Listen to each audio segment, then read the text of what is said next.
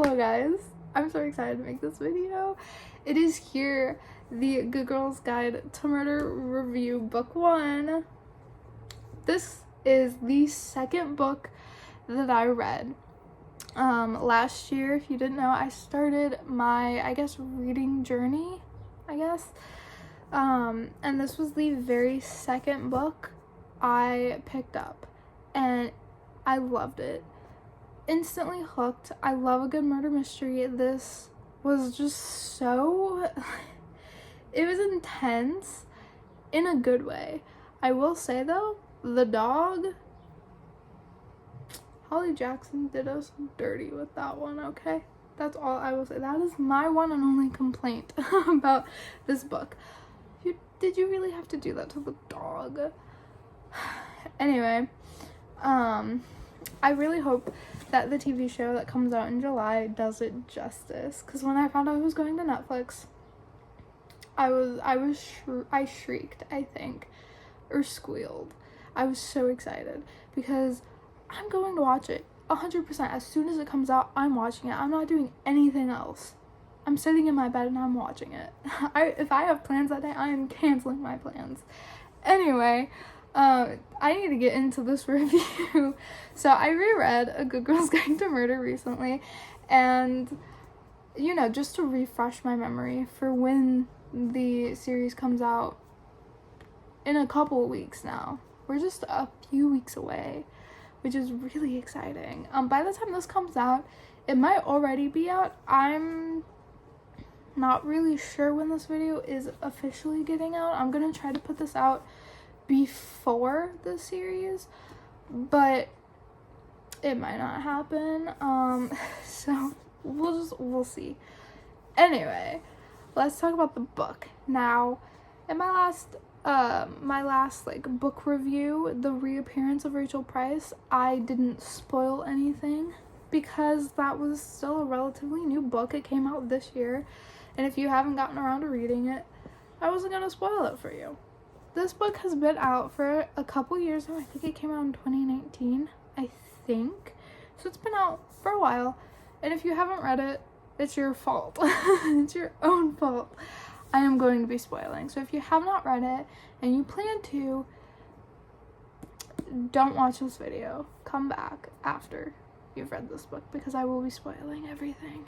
So, obviously, Pip and Ravi are so cute.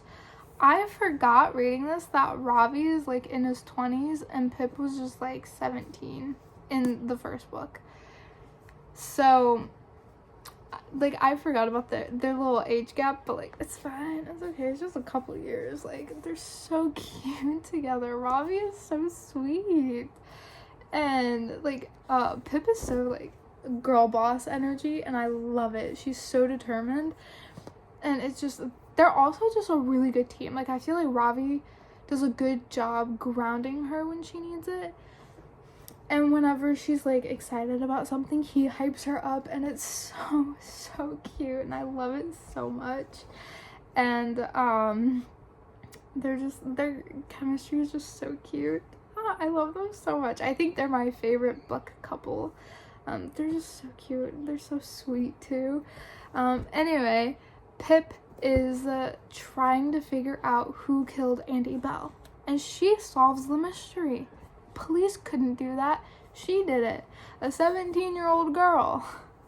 Anyway, so she goes to Ravi, who is the brother of Sal Singh. Everyone thinks his brother killed his girlfriend Andy Bell.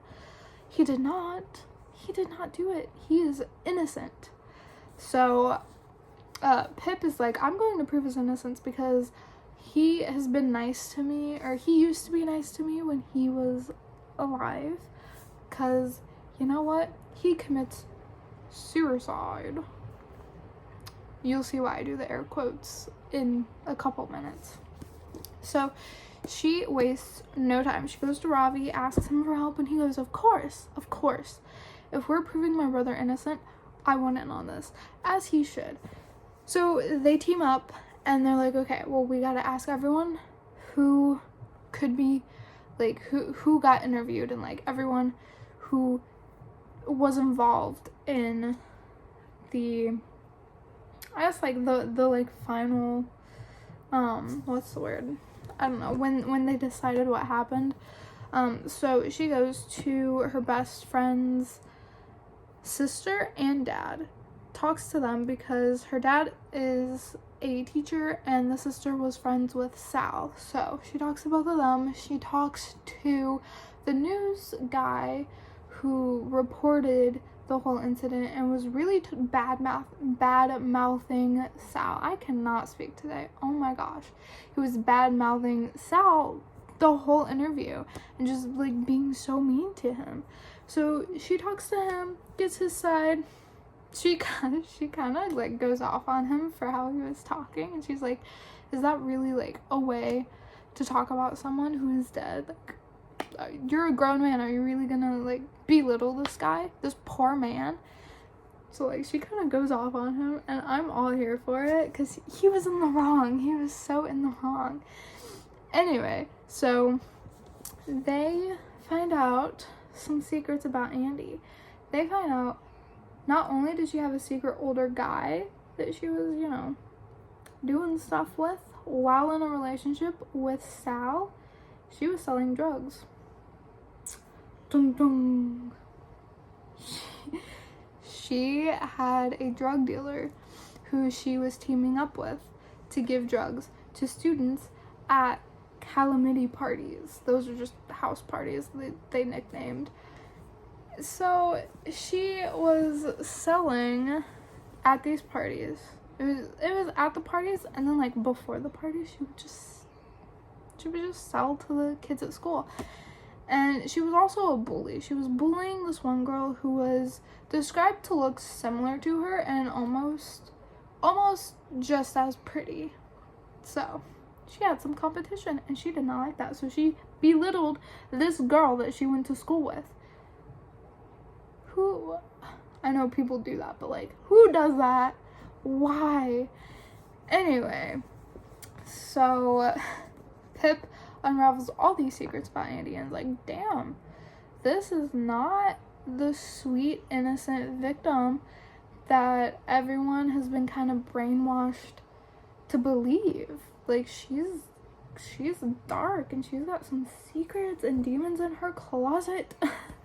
And she unravels everything, and she finds out that one of the drugs was roofies. I cannot pronounce the actual name for it, so I'm just gonna call it roofies because we all know what roofies are. So, along with like weed and like Xanax and like other like ecstasy, I think was one of them, she was also selling roofies. So there was a guy named Max who was at her school and friends with her boyfriend Sal, who threw a lot of calamity parties, and he bought a lot of drugs off of her, roofies included. And it comes out that he was putting drugs in girls' drinks and taking advantage of the situation. We'll just say that. Not a good guy. Very, very bad, dangerous guy, in fact. And Pip finds out. She actually manages to get him to confess to doing it on tape. And then she goes to Andy's sister and is like, do you know anything about this? Like, did you know your sister was selling? And like Becca completely like freaks out and is like, no, she would never, no, leave. So Pip leaves. She's like, okay, fine, touchy subject, your sister, understand, right? Totally understandable. I mean, she's dead and you don't want to hear this stuff, it's fine. So she leaves, and she discovers her teacher, her best friend's dad, isn't being so truthful. He in fact did know Andy, and he knew her pretty dang well. She discovers this because her best friend's sister, Naomi, who was also friends with Sal, broke her phone and is using like one of those like pay-as-you-go phones, and the SIM card in that phone belonged to her dad. Her dad's old card. So she's like, wait a minute, hold on, I gotta do some investigating. So she goes into his office, checks the printer, and sees, side note, she has been getting threats this whole time. Warnings, stop digging, texts, stop doing this, I'll kidnap your dog and I'll give him back. So she sees that in the printer, one of the notes that she got, stop digging, Pippa, or like, this is your final warning. It was one of those. And she freezes. She's like, oh my god, it was Mr. Ward the whole time. So she confronts him. She actually is like, wait a minute, doesn't he tutor 3 times a week? He doesn't really need that money, so why does he do it? So she puts a tracker in his car, and then she follows where he's going. She waits like a day or two, and then she goes to that house, and she finds him there with a lady who he believes is Becca. Or Andy, not Becca. Andy, sorry. Becca's Andy's sister. But the girl there is Andy. But she's not really Andy. She just is brainwashed and believes she's Andy. She was actually some innocent, poor lady who had a learning disability. And Mr. Ward kind of took advantage of that and made this poor woman believe that she was Andy Bell when she was not. So Pip calls the cops and gets the full story while waiting for the cops. And Mr. Ward was having relations with Andy, and she was being just very nasty. And he tried ending things, but she wouldn't stand for it. So she went over to his house the night she died, and he ended up pushing her to where she hit her head because she was destroying paintings that his dead wife made. So he goes to get a first aid kit thinking that he really hurt her, and she's gone.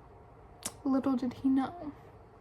She went back to her house, and her sister confronted her saying, hey, your pal Max hurt me at one of your calamity parties, and I need your help. And she's like, no, I sold him those drugs, and if you tell someone, I'm gonna get in trouble, and like, no one cares. And she's just so rude to her sister and just not being supportive at all like she should. So they start like getting into a little fight, scratching each other, pushing each other, and Becca pushes Andy and she falls and starts choking on her vomit because she has a head wound from when she visited Mr. Ward. And then Becca takes Andy and puts her in a septic tank at a abandoned farmhouse. So that's what happened to Andy Bell. And oh my goodness, Pip almost lost her life doing this, because when she was getting the truth out of Becca, she drugged her with leftover roofies. So yeah, and then the book ends with Pip basically just telling everyone the whole book, the whole plot, everything, the truth, Andy's real dark side, just everything. She doesn't let anything go. Yeah, also Becca was the one who murdered Pip's dog. Becca took the dog, let the dog go, and then the dog fell in the river and died. So yeah, Becca's still responsible in my mind. So yeah, this video is so long and I am so sorry. But I had to talk about the plot, and this is my favorite murder mystery. I've read a lot since then, and this one is still my favorite. Like, I love it so much. It's so good. So yeah, thank you for watching this video. If you want to watch me talk about book 2 next week, I will be reviewing the second book, Good Girl Bad Blood. And then after that, I will review the final book, As Good as Dead. And I might include like a little mini review of Killjoy, the final like novella of the series. I might not. I'm still deciding on if I'm gonna include that in a video or not. But yeah, I gotta go. Hope you enjoyed. Comment down below your favorite Good Girls Guide to Murder character. I think mine, I'm gonna have to go with Ravi. He's just so fun and he's so sweet. So yeah, I will see you guys next week with another video.